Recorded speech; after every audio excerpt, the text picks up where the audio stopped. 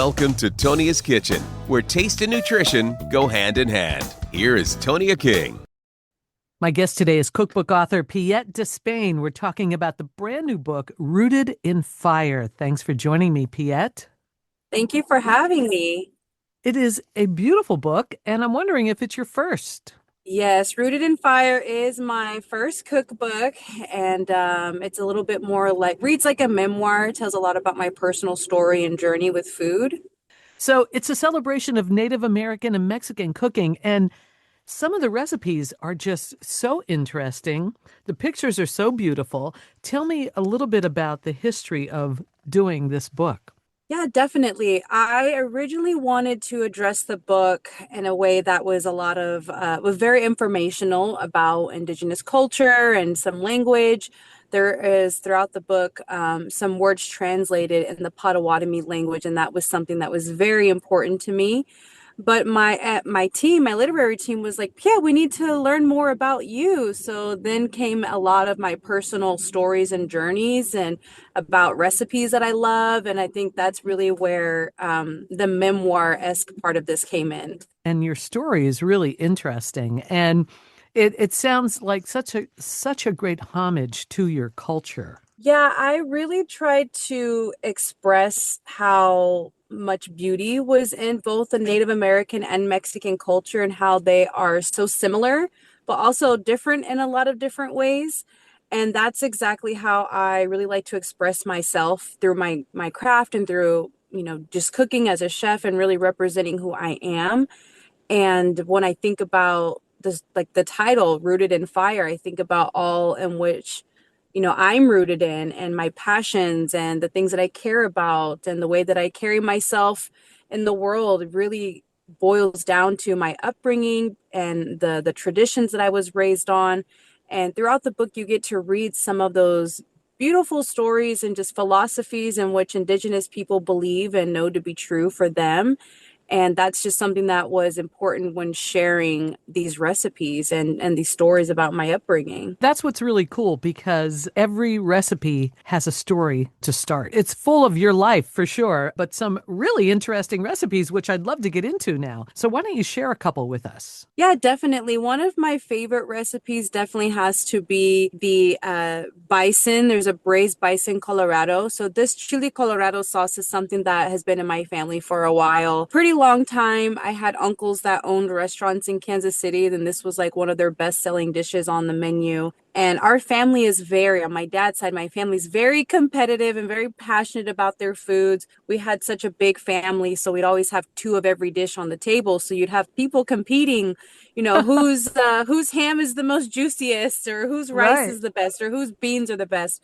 But this particular recipe is one that a lot of people, my family, take a lot of pride in. Beautiful dried chiles that are rehydrated and made into a very luscious, deep red, flavorful sauce. And you basically are braising bison in it, which is great because bison has a lower fat contents than you would with beef or pork. So braising is the best method for cooking bison. So it keeps it nice and tender. And yeah, it's a very flavorful, but also recipe, but also it really joins both of my cultures together with that significance of the protein of bison and that sauce. Is it easy to make? It takes a little bit of time for sure. You definitely have to, take the time to rehydrate the chiles and making the sauce. But once you get it down and you get it all in the pot, and you're able to just to kind of, put it in the oven and let it do its thing. You can even put it in a crock pot. We grew up on crock pots, and I was in that part of that generation. And so it's just something that you kind of leave for a couple of hours, let it do its thing, and then come back to it. But it's a little bit of a labor of love. But once you get the hang of it and you've done it a few times, it actually becomes a little bit easier than expected. Another recipe that I really love is the corn cake. I have a sweet corn cake in the book. This particular recipe was really inspired by the Navajo Nation. I had a experience, my sister-in-law, she's Navajo, Danae. I have a lot of nieces and nephews. I have 11, but she's the second oldest, and she had her coming of age ceremony. And one of the traditions is the young girls have to grind corn down and make enough corn flour to make a cake for the whole community. And this cake is is cooked in an underground oven that they've dug out, and they have a fire that's heating the ground for 24 hours. They line it then with the corn husk. They pour the cake batter in. They cover it with corn husk. They cover it up with a fire. And then that fire cooks the cake for, overnight, almost 11 hours. And once it's revealed, that cake is then served to the community. And that's something that the young girl is responsible for. So when I had that experience of being there to support my niece, I just thought about how incredible that recipe was. And some folks make it a little different. Some people will put raisins in it and some people won't. And that was really the inspiration for this dish. And I was like, I would love to recreate that moment, but without having to dig a hole and making someone grind corn down for hours. But I thought, man, this would be a great opportunity to recreate something really special. So I added the strawberries in it. So in a way, it's a little bit like an upside down strawberry cake. But it's really rich, and it's really good for tea time and coffee, which is really something that's important. And on my Latin side of the community, my Hispanic side, we always have our cafecito hours. So having a nice little cake to pair it with is always a good idea. It sounds wonderful and really interesting as far as a way to prepare it. I mean, the original way, digging the hole. How Definitely. cool. Wow. Yes. Yeah, it's very interesting how much I've been able to learn over the last couple of years when I really started diving into indigenous foodways and just really cooking with the elements of nature and earth. It's really quite beautiful. And although, yes, it's a labor of love to cook that way, but it always tastes so much better. Oh yeah, that's kind of like when you're camping and you're outside cooking all the time. Exactly. Everything tastes better when it's made outside. It does. It really does. You've got some really interesting recipes in here. Yeah, absolutely. Another one of my favorites has to be the Three Sisters. It's a simple recipe, but there's a lot of cultural meaning behind it. The Three Sisters, for those that don't know, are beans, corn, and squash. Together, they are the perfect protein. And they also, the Three Sisters is a ancient agricultural planting method that indigenous folks have been surviving on for forever. And they all contribute to something in the environment in which they're growing. So the corn will act as a trellis for beans to then, grow up like a stalk. And then those beans then put nitrogen back into the soil, helping the corn to grow. And then you have our squash. Now, the squash has the long, viney leaves, which we've all been to a pumpkin patch. We've all seen the leaves and how Sure. sprawled out they can get. Well, those leaves actually create shade for the soil and protects them. Kind of like a mulch, and also helps kind of seal in some of that moisture. So all of these elements, the beans, the corn, the squash, as they grow, they add something to the environment that makes it the perfect environment for them to really thrive together. And so this planting method was obviously utilized a lot for subsistence, for survival, and for food, but also just that symbolicism of everything working together. A lot of folks in the indigenous community really implement that in their personal lives with the understanding that together we are all stronger, together we can really thrive as a community. And just that thought alone for me is just so special. So putting the Three Sisters recipe in there was something that I thought was very crucial when explaining our indigenous foodways and the purpose behind a lot of the recipes. They're all very meaningful, and they reach beyond just substance and just beyond a pretty plate on the table. Interesting. I love it. The other thing I love is you have this section called Celebrate the Seasons. Hmm. And it's just wonderful because a lot of people these days cook seasonally. I know I do. I always try to cook with whatever season we're in. So why don't you share something? We're coming up into winter.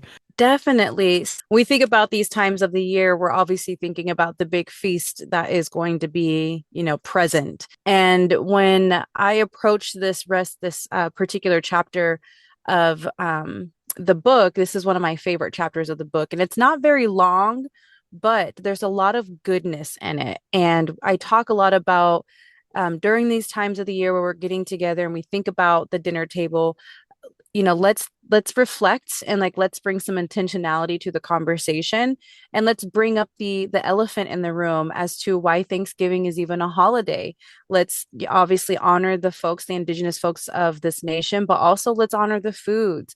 Let's open up the conversation to our relatives and ask them things that we've never asked them before. Let's bring some meaning back into the conversation and to the table.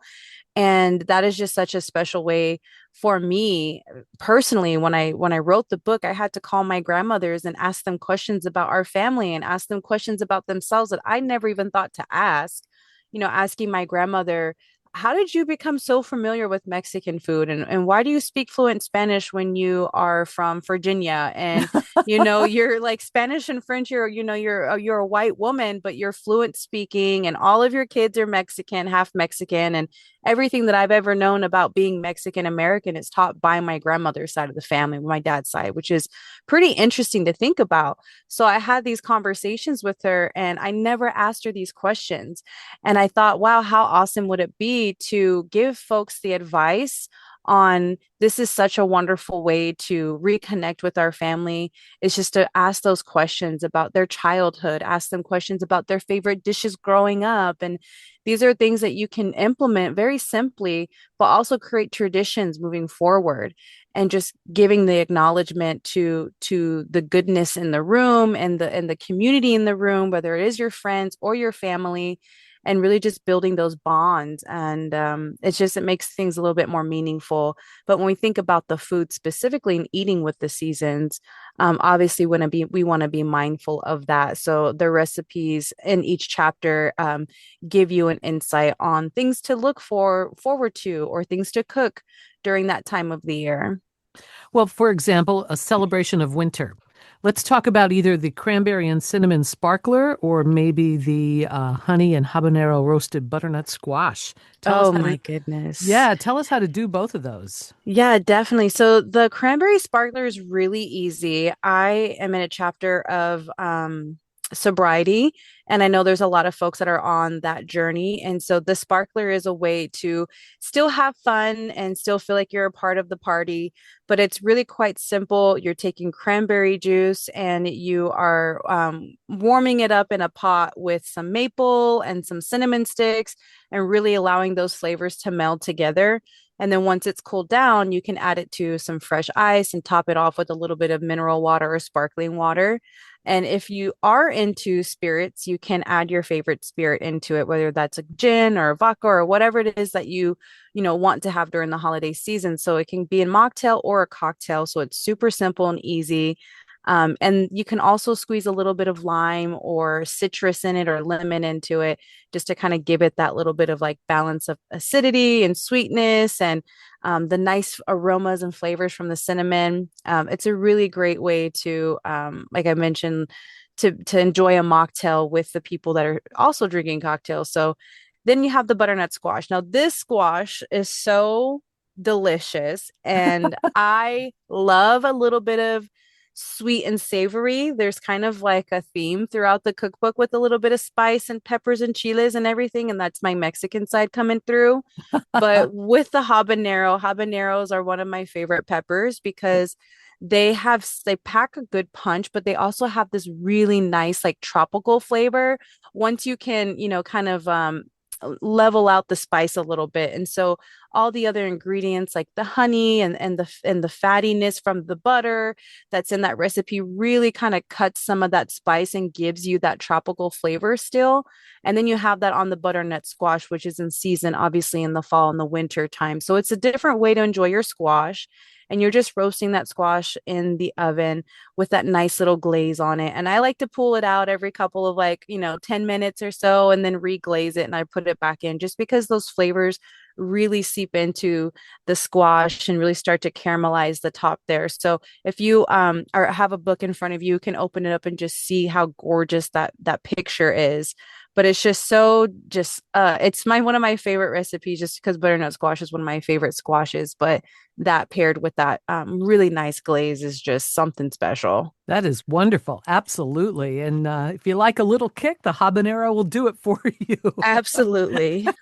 Definitely. One of the teas that I really love is the hibiscus and prickly pear syrup. Now that prickly pear syrup is gorgeous. It's this gorgeous, like deep reddish pinkish color. It's like a magenta almost, and it has a really gorgeous color to it. So if you're adding that syrup to pretty much any, drink, it's going to add a beautiful color to it. But on top of that, you have the hibiscus. So growing up, Are we you making that syrup though? Are you making the prickly pear Oh, syrup? absolutely. Absolutely. And And for folks that can't find prickly pear, you can obviously substitute it out for whatever sweetener that you have. But I live in California and I have access to prickly pear.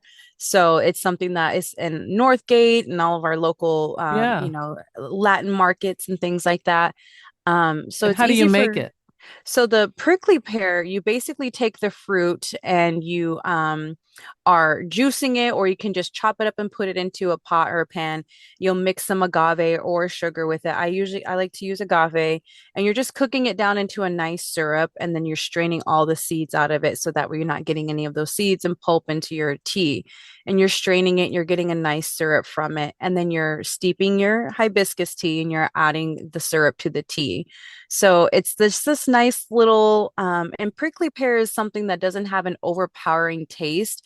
It's really just like a really sweet fruit on its own. It has those natural sugars that are growing inside the cactus, but it's just a really nice, beautiful color and a little bit of tradition on the Mexican side of my family is growing up eating drinking the hibiscus agua frescas, and so this is kind of like an homage to that, but in a warm way. You can also chill it and have it with ice, but it's a really nice hydrating. Hibiscus is known for hydration. It's a nice hydrating tea that you can have both hot and cold. We are talking with cookbook author Pyet De Spain about her brand new book, Rooted in Fire, a celebration of Native American and Mexican cooking. How do we find you on social media? Yes, my Instagram and most social media handles are Chef Piet. And I also have a website that's pietsplate.com where you can find all the information about my book and about my show called Spirit Plate with PBS Food. Great. So you're on PBS. I am. I have a show that's called Spirit Plate. It's a cooking traveling show where we travel to 6 indigenous communities and we explore the indigenous foodways of all of them. And it's really something special. We've gone to my tribal reservation. We go to Hawaii. We're in Alaska with the Tlingit and the Haida Wow. tribe. It's incredible. Oh, how exciting. Was it also exciting to be on Gordon Ramsay's show and kicking butt with being the winner? Yeah, absolutely. I still kind of pinch myself. I can't believe that happened. But yeah, it was an incredible experience, something that obviously don't regret doing, but it was very scary walking into it. But yeah, it really opened up, winning that show opened up so much opportunity for me, including this book and the PBS show. Oh, that's great. That's so exciting. It is very exciting. A beautiful book. It's really a pleasure talking with you, Piet, and I wish you lots of luck and success. Thank you And I so hope you much. will keep us posted as to your future developments in the culinary world. I definitely will. Thank you so much for your time. Thanks for tuning in. We hope you'll subscribe to this podcast as we continue to take you around the world of food and wine on Tonia's Kitchen.